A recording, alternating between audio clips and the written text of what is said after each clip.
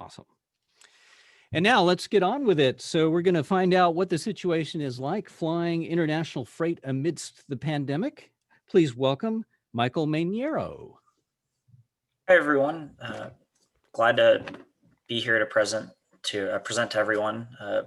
First off, want to thank Jeff and Willie for inviting me here to make this presentation. Hiller was a big part early on in my aviation career and interest. I used to come all the time when I was little to the museum, and was begging my parents to visit until finally I was able to drive myself. And then I was just actually telling Jeff that I spent many hours upstairs on the simulators when they first got them. And in fact, one of the individuals that used to volunteer with that section, Chris Tavener, he ended up actually becoming one of my co-pilots at my charter company a couple years later. So it was a fun little full circle moment. And so Hiller's been very, very instrumental to me in my background. And without further ado, if I can make this work right.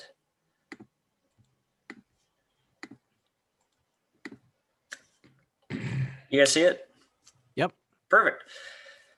So I work for a company, Clutta Air. We fly freight all over the world. You name it, we ship it. And a little background on myself. So I'm a ATP with about 4,700 hours, a couple type ratings. And I started initially flying in the Bay Area out of San Carlos, and did all my ratings there through both on my own and through San Carlos Flight Center. And then flew skydivers for a while, then started flying charter out of Hayward. And then about 2 years ago, got hired here at Clutta, Part 121.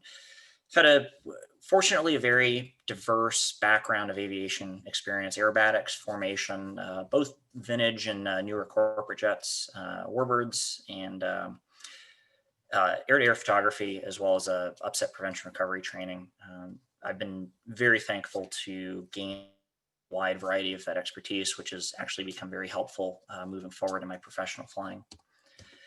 And as I mentioned, there's a little background of what I had flown and some of the timeline. I basically came to hang out at San Carlos Airport through the local EAA chapter in Young Eagles, and then through Hiller, hanging out as much as I could every weekend, every day possible. My parents could drive me up.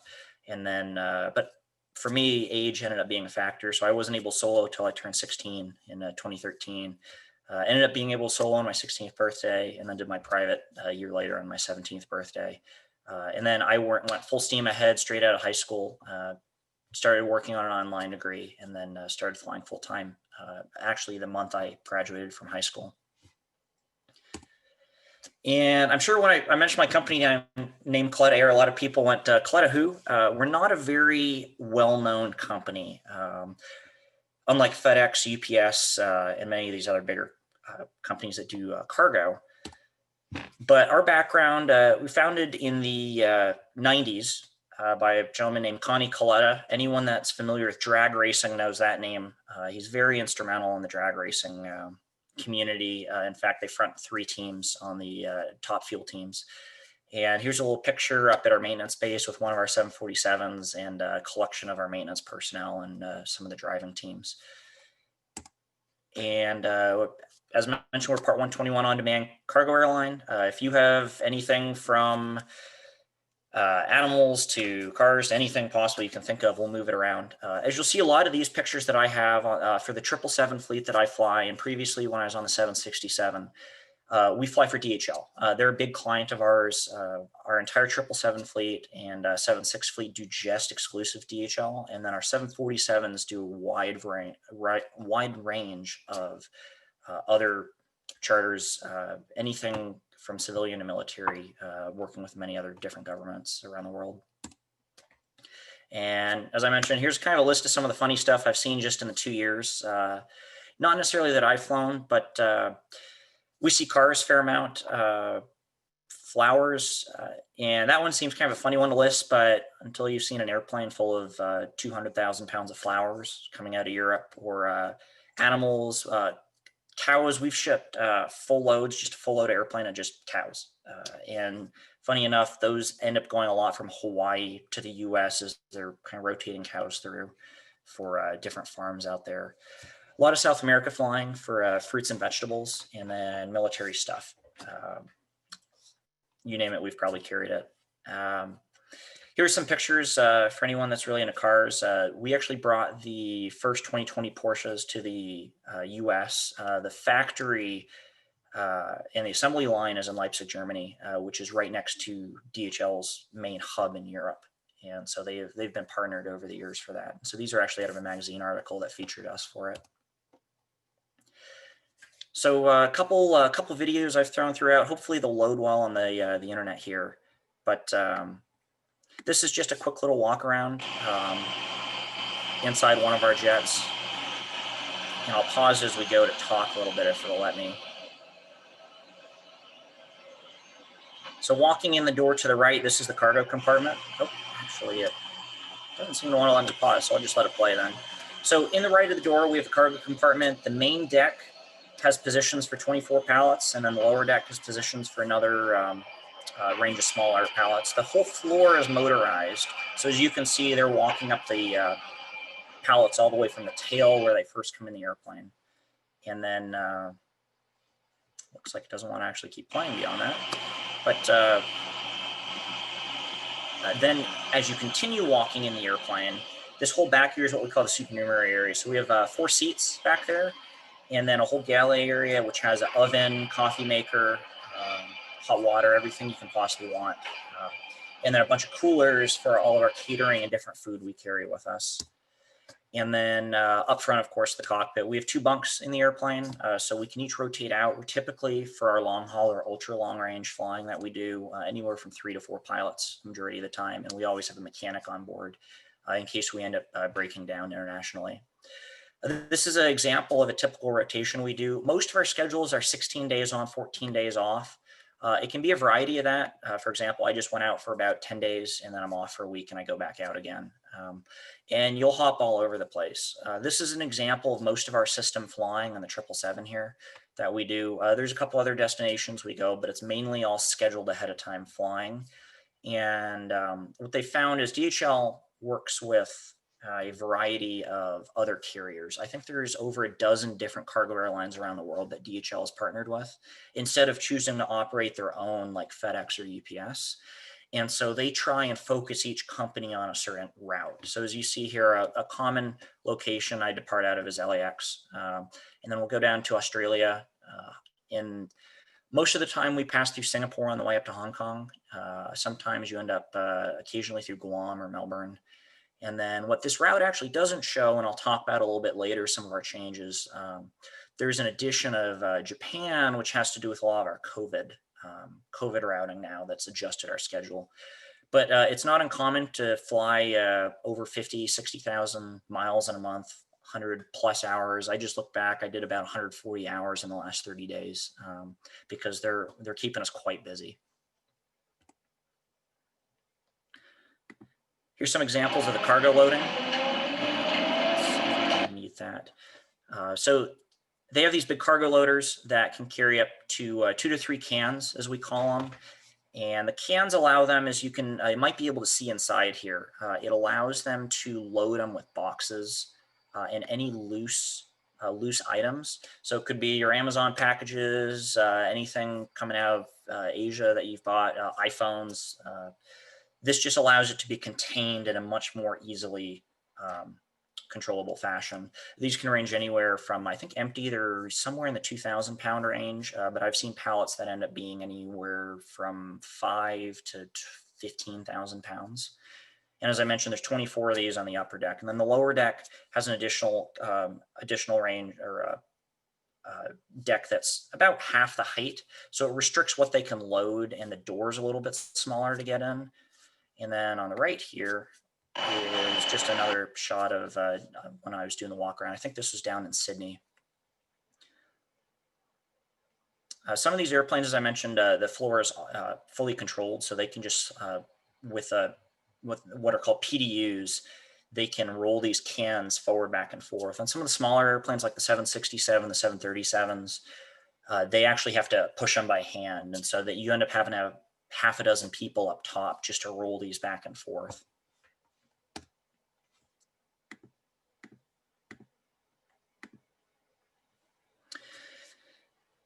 Now with COVID-19, that's, as we all know, heavily affected the aviation industry, among many others. And we weren't initially able to actually talk about this until it finally hit the news. We ended up in the media because we had been asked by the US government to fly Americans out of Wuhan at the very peak of the pandemic here in China. So we actually flew 846 people. It was a mix of US diplomats and people who were just living out there to bring them back to the States. And this was a very special airlift mission for us because we're a solely cargo um, operating airline. And so normally we don't have seats in the airplanes outside of just for our crew. And so it was a whole special setup for us to fly out there and then bring these people back. And we work with a company down in Georgia called Phoenix Air, and they've basically built these shipping container sized boxes. They're about 40 feet long and they go in the nose load of a 747. And it's a complete airtight system where you can carry about half a dozen patients and then doctors inside. And actually you can see here, there's oxygen tanks on the front of the boxes. And then there's an airlock door, and then you go in and there's seats and beds for them to transport infected people. This first was used back in 2016 when the Ebola pandemic was going around, and then additionally for SARS, and then now for COVID-19. And so we work very closely with a couple different government organizations and then Phoenix Air to set up these trips. And for us, it's been a blessing in disguise. While the passenger carriers have seen a dramatic loss in passengers flying around because business isn't occurring the same way. It's here on Zoom, and likewise, people aren't traveling around.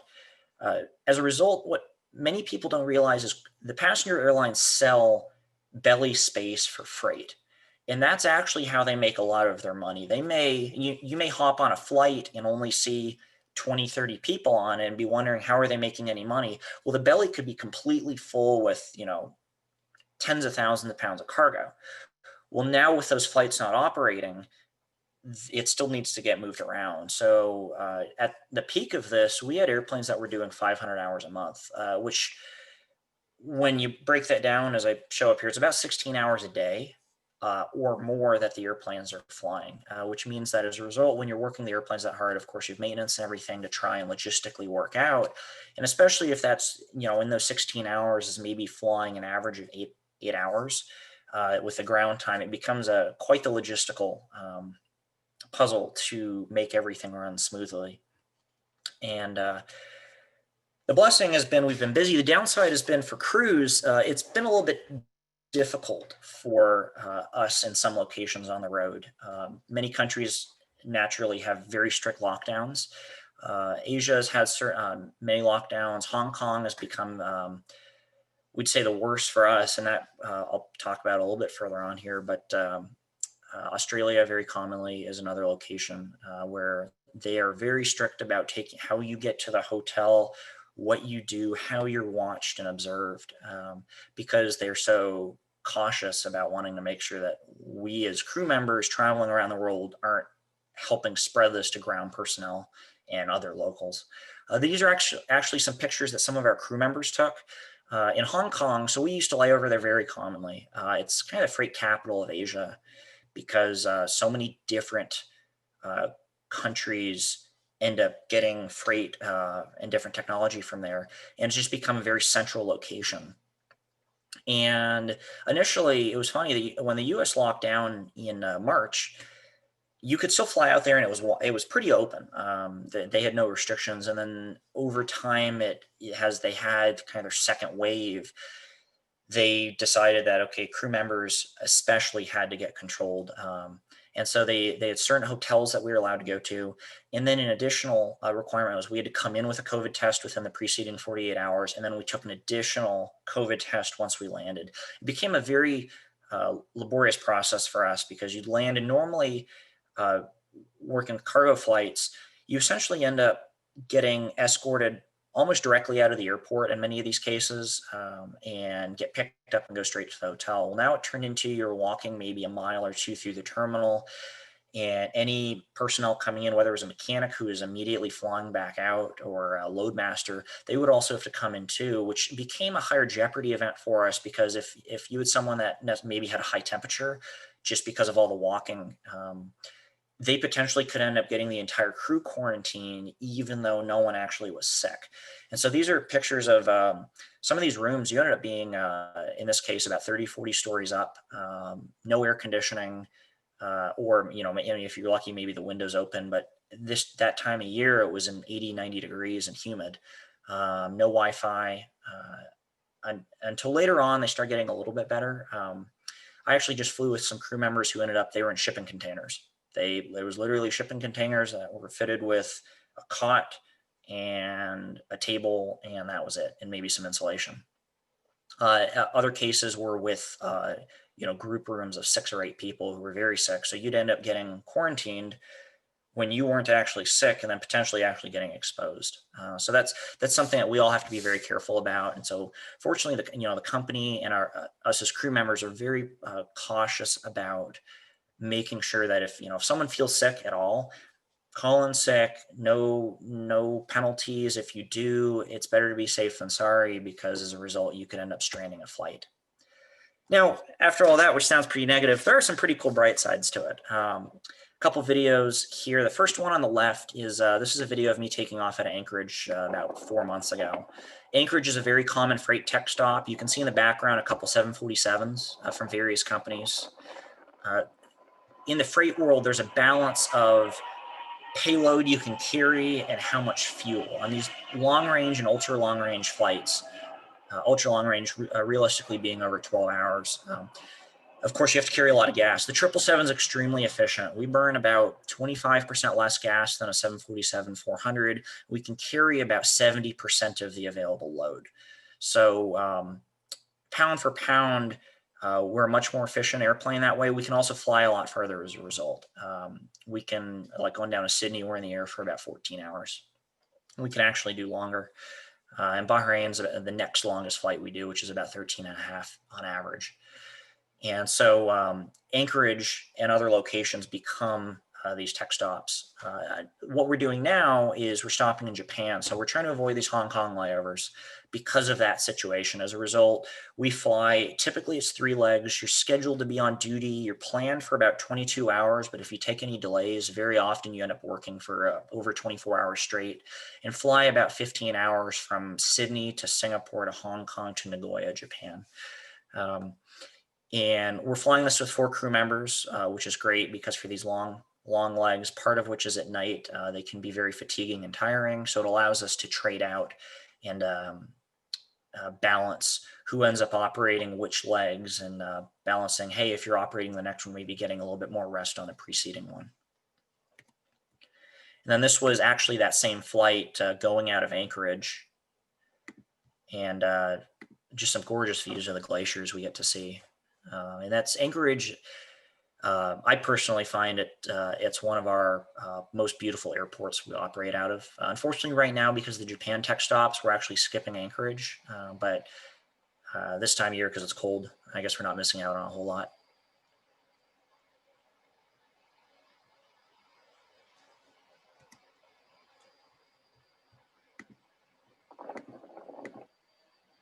Another great thing about it, they treat us pretty well with food, both from the catering we get, as well as many of our crew members end up bringing along food. So on the left here, one of our mechanics, Justin, he has a tendency, because how they work is they end up staying on the airplane for about 2 days straight. So they hop on the airplane in Los Angeles, they fly to Sydney, then they do the route up through Hong Kong to Japan, and then either end back in Los Angeles or continue to Chicago, Cincinnati, JFK, or they may be going the other way through the Middle East or Europe. And they basically live on the airplane for 2 days straight, and then they'll rotate out with a different mechanic or get a break while the airplane may do a domestic segment, maybe a turn from Los Angeles to Miami and back.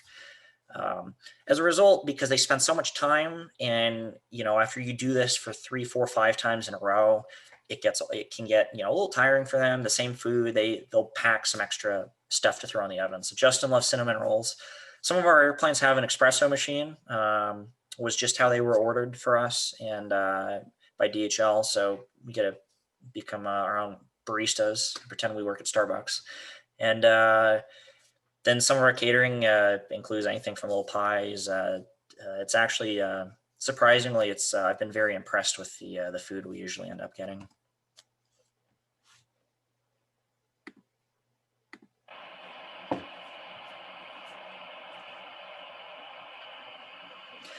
And this is kind of an interesting video I added in here. I finally figured out how to pause this.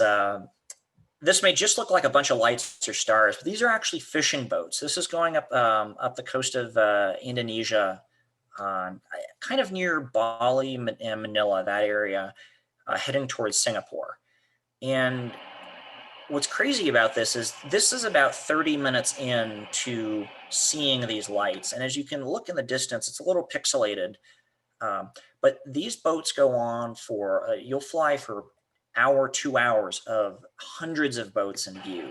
And it's just incredible to see this from the air, because it really puts in a perspective how much, especially out there, in Asia, how much it's industrialized for fishing. You'll be cruising across the Pacific, and you'll be 800,000 miles offshore, and all of a sudden you'll see fishing, or just these clusters of fishing boats out there. Just like, if you've watched Deadliest Catch, it could be some of those boats actually. And then the Japanese do a lot of squid and other fishing it's kind of due south of Adak, Alaska, and they'll work kind of from there west. And they have these red lights that attract a squid. And with the perspective, especially, if you have a moonless night, so you can't see a whole lot, it's just pitch black. And maybe with some of the clouds and fog you get, it creates this very interesting glow if they're covered up.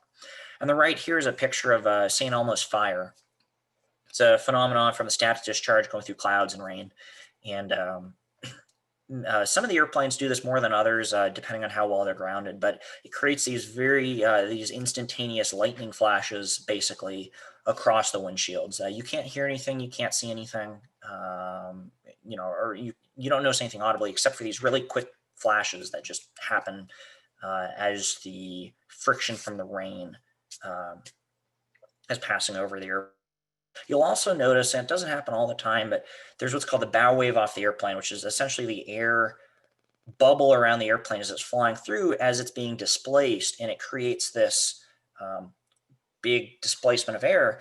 And you'll actually, from that static discharge as well, sometimes get this flickering that happens. It just looks like this dull flickering out over the nose of the airplane.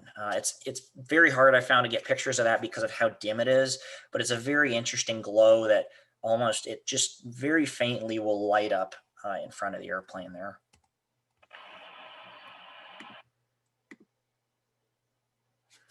And I think a couple more added here, because everyone loves pictures and videos. This was taken off out of actually arriving in Hong Kong. Often we end up arriving in there very, very early in the morning, 2, 3 a.m. That's how it's scheduled.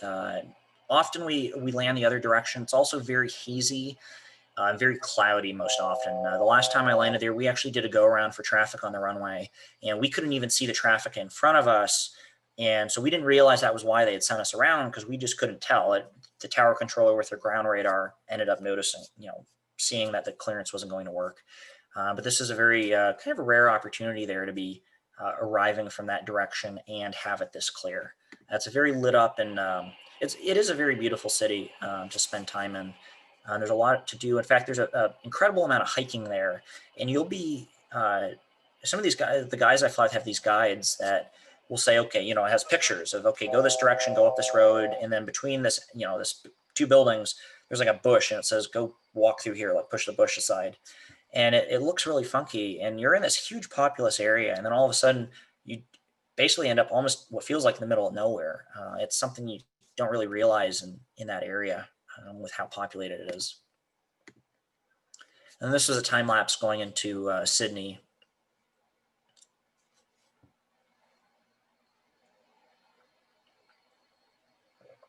With the 777 being a newer airplane, even though at this point it's about it's going on almost 30 years old, about 25 years old. The airplane's very automated. So unlike some of the older airplanes like the 747, 767, and previous, where anytime you flew through a cloud or heavy turbulence, you had to turn ignition on or turn your engine anti-ice on if it was below 10 degrees. This airplane basically does all of that for us. It's a very, very automated airplane, but also, even though it's fly-by-wire, which means that our controls aren't actually hooked up directly to almost anything. There's a couple redundancy cables for manual hydraulic control, but essentially the computer runs everything in this airplane.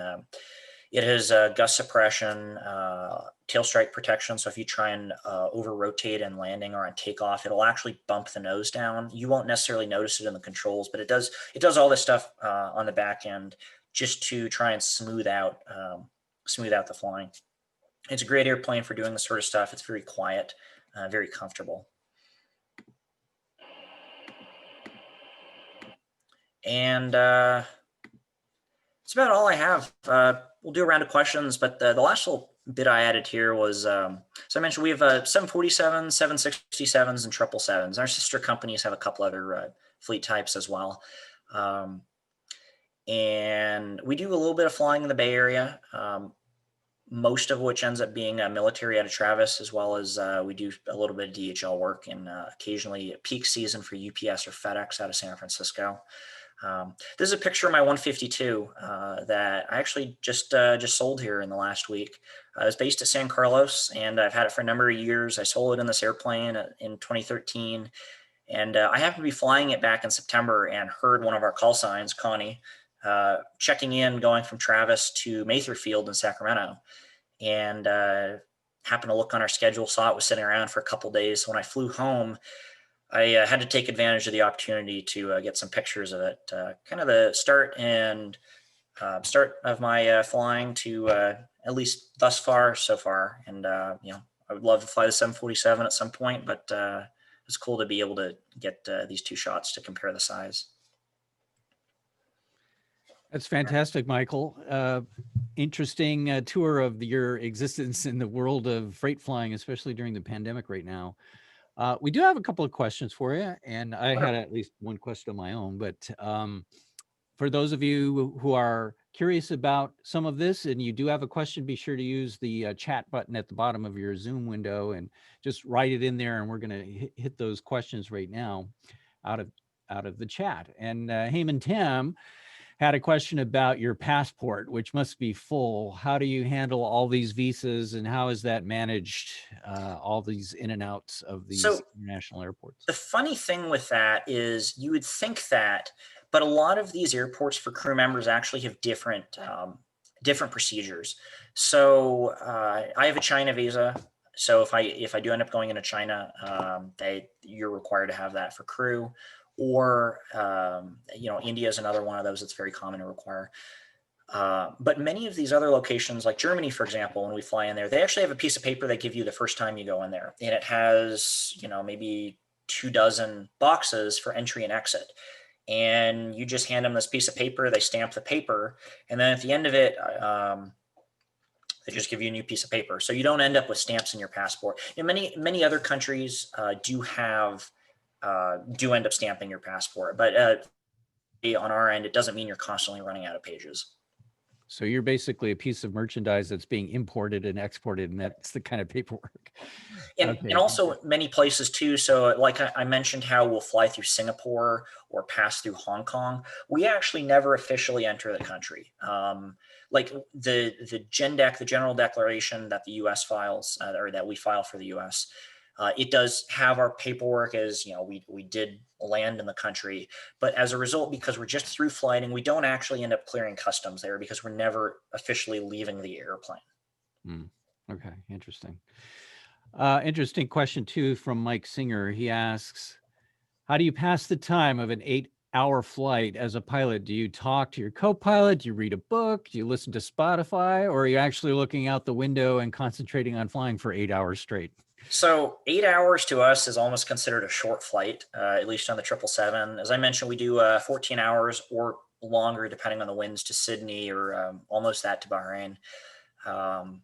So in fact, I was operating a flight last week that was 3 hours and change up to Japan, and we were all laughing, going, "Wow, this is short. This is a breeze." Um, it really depends. We have a great group of crew members, and part of one thing I found is the majority, especially in this type of flying, seem to be very, very personal and talkative that way because you spend so much time together. And I know talking to other airline friends who may get bored of flying with someone after 3 or 4 days, a big difference for us is we'll go fly for an extended period, but then we have a day or two off, and then another day of flying, and then a day or two off. But a lot of great people to talk to, stories, anything from company stuff, politics generally. We try to keep that one out. But there's that. We have, of course, music you can listen to. There's a wide variety of other ways you can try and entertain yourself. There are points that it can get a little boring. And the balance too is, as I mentioned, they do treat us really well with our catering in many of these locations. And I put a very solid effort into paying attention to when I've had food, how long it's been, because the kind of joke with this type of flying is a lot of people eat to pass the time, and over the years that doesn't necessarily add up very well. One thing that strikes me about your career is, and as we were talking before the program, you were here at the Hiller Aviation or in San Carlos at the airport doing Young Eagles, not that long ago, maybe 10, 12 years ago. And here you are, thousands of hours already. You've really fast tracked your career in a way that I think other pilots or people with the ambition of becoming a pilot seem to be on a much slower track than the one you took. Can you mention anything about what you think were the right decisions that you took for yourself that got you moving and propelling you quickly into this career? Absolutely. So I was very fortunate to, from a very young age, realize that flying was my interest and my passion. And a lot of people ask me, "Oh, did your family travel all over? Did you go on vacation a lot, or a family connection?" My family connection to aviation, which was kind of indirect, was my grandfather was a P-51 instructor during World War II. Never saw combat, which at the time they were all upset about. In retrospect, he says was probably a good thing.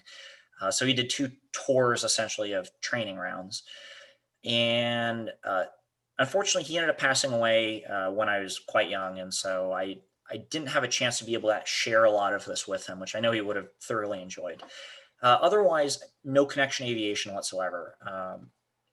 But I figured out just through networking on the computer about just different ways to try and get into aviation. I spent a lot of time on my flight simulators at home, and then through the museum, and then through the Young Eagles with EAA. That was my direct exposure to, hey, these are actual airplanes. This is how you can actually get into it, because my family didn't travel at all. The first time I flew on an airplane, I was 12 years old, and so we started going to the airport, hanging out. My parents were very, very accommodating, and I'm very thankful for that, because they drove me all over the place. I then focused.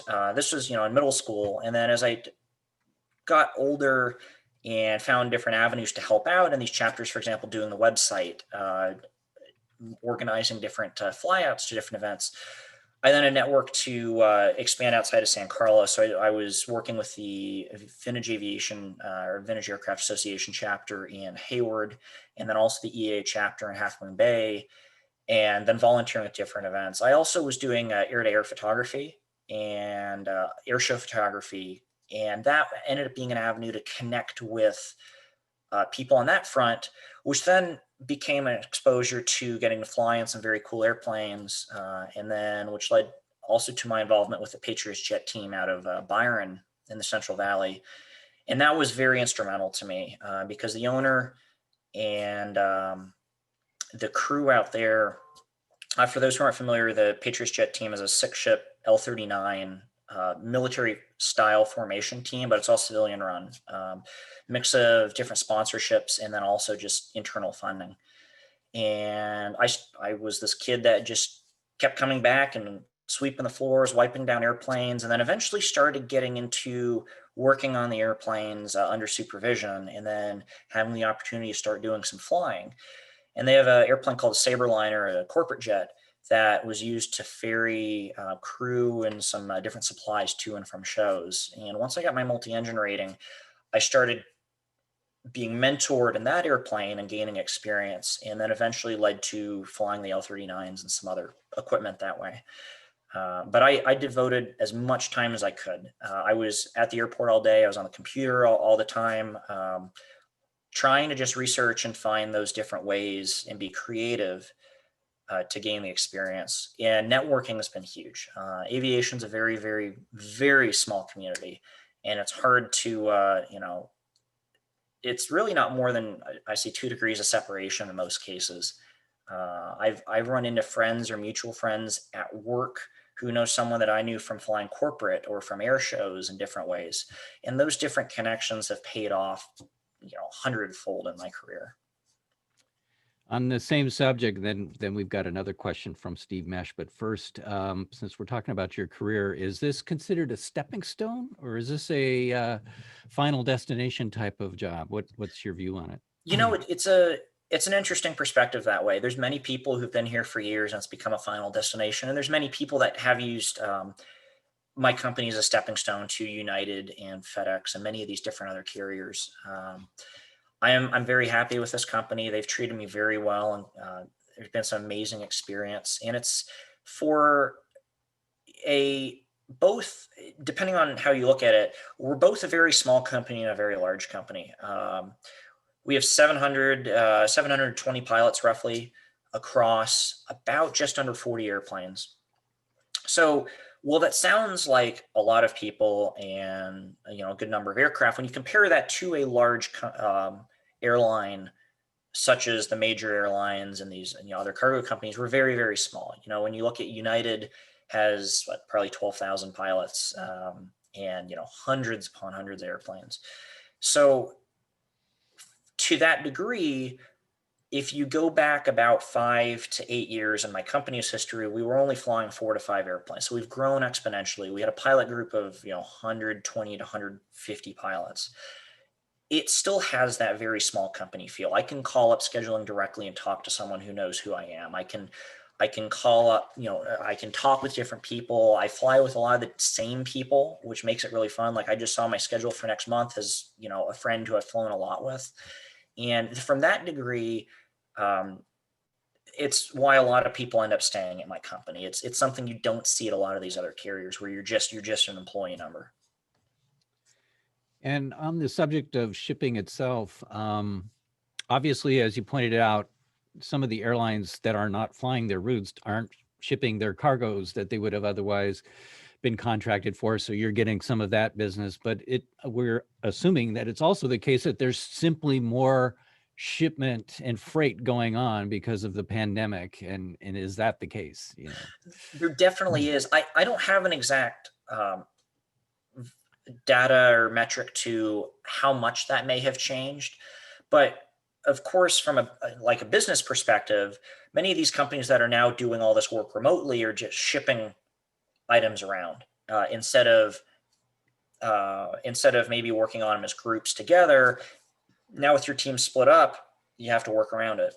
And then, of course, Amazon and many of these other companies have boomed through all this because all of this expansion into online e-commerce that's already been around for, at this point, decades, but has been just, expanded quite aggressively in the last year through this pandemic.